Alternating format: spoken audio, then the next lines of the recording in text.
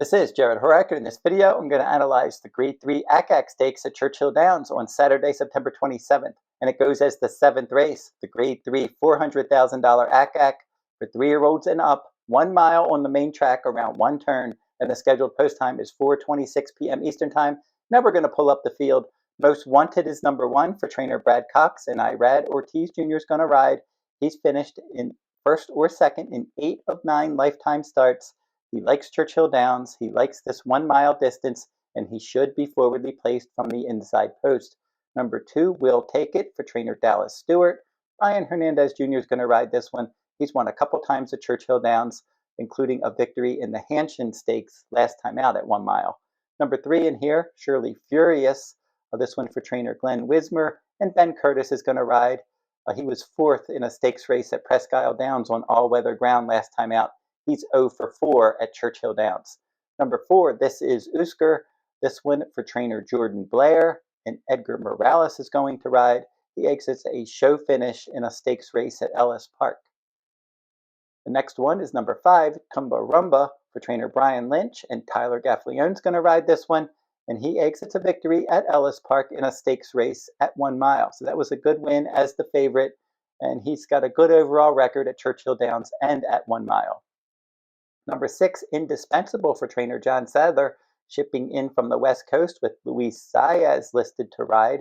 And this one does like 1 mile, 7 starts, 2 wins, and 3 runner-up finishes. He exits a 4th place finish, beating 12 lengths in the Grade 1 Pacific Classic against Fierceness and Journalism. Number 7 is 3 Technique. Now, he won this race last year, but he hasn't even finished in the top 3 since that victory. So he's an 8-year-old now. He seems to have lost a step, and we'll see if he can get back to some kind of good form. If he can, like he showed last year in the Ack Ack, if he can run that kind of race, he can outrun his odds. And then number 8, Houday. This one for Thomas Drury Jr. and Luan Machado is going to ride. And he's had 11 starts with 7 wins, 2 seconds, and a 3rd place finish. He's won twice at 1 mile, and he has won his last 3 starts. So he's stepping back up into the stakes ranks. And for this race, this is a super high 5 race, and they're offering exacta, trifecta, superfecta, and super high 5 wagers. And since it is a super high 5, I will give out my top 5 contenders, beginning with the horse that I picked to finish 5th, and that's Houday, and I just mentioned him. And for that one, 10 of 11 of his starts, top 3 finishes. So he's a consistent sort.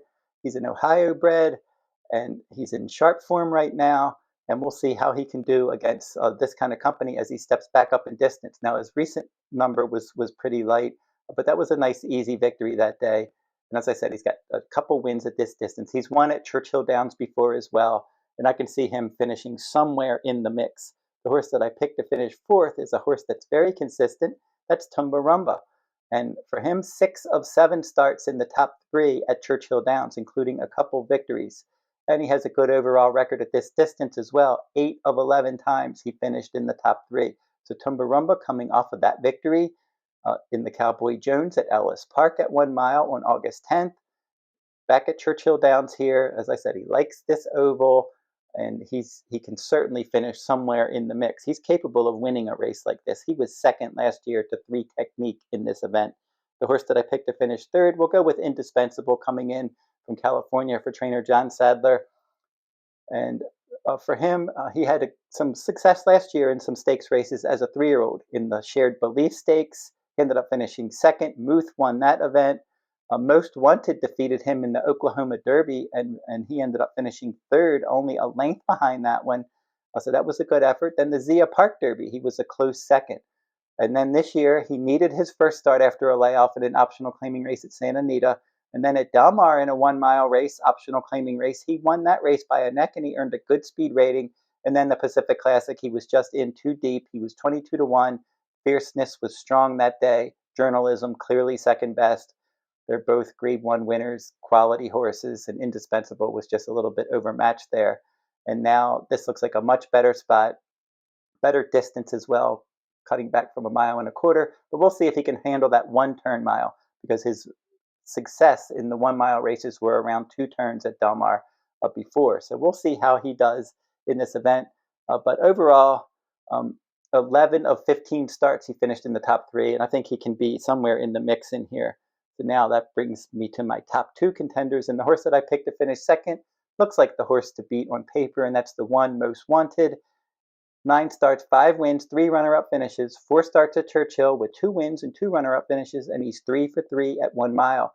The first time he finished out of the exacta was his last start, the Grade 1 4-go.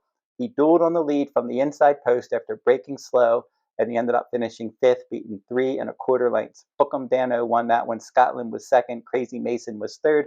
They were quality sprinters. Bookham Dano could be the best horse around one turn in the country this year.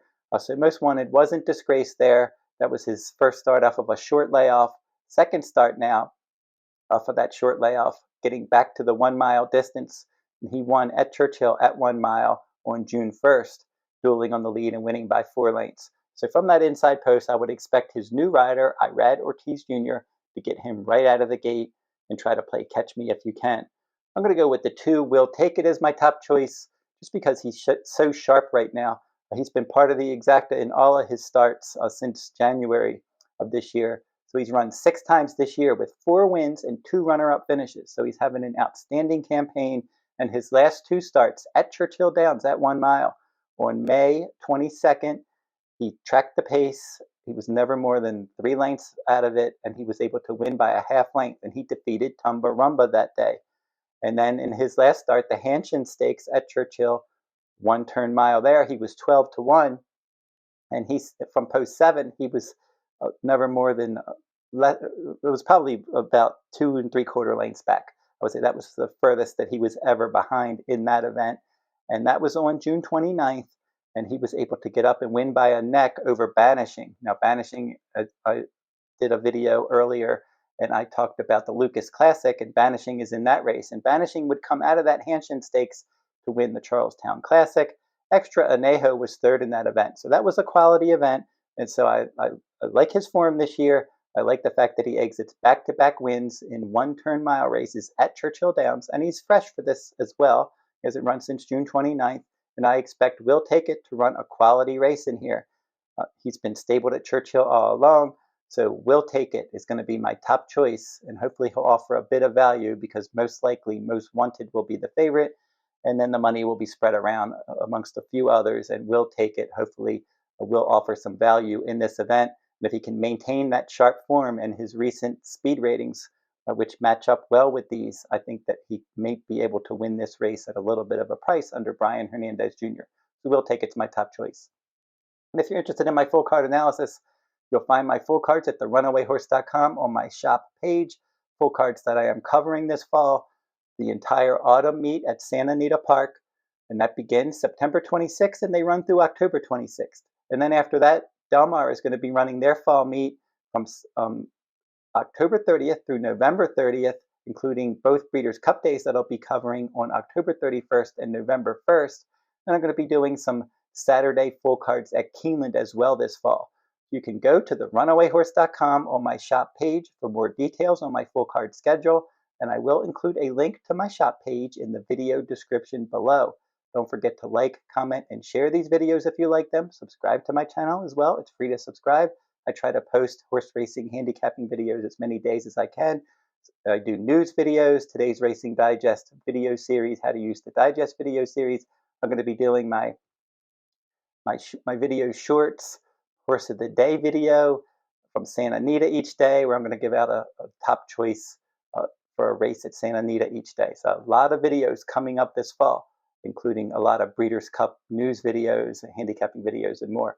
So keep checking my channel each day. I'm going to be posting a lot of videos. And until I see you next time, good luck at the races.